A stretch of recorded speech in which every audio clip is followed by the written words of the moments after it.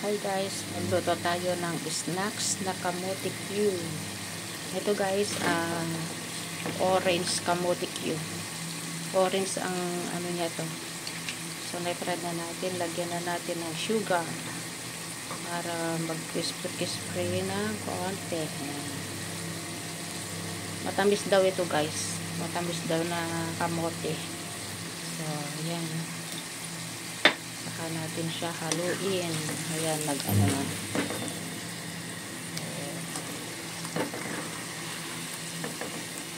Kailangan wag siyang magkadikit-dikit. Oh, malambot na siya. Madali itong lumambot.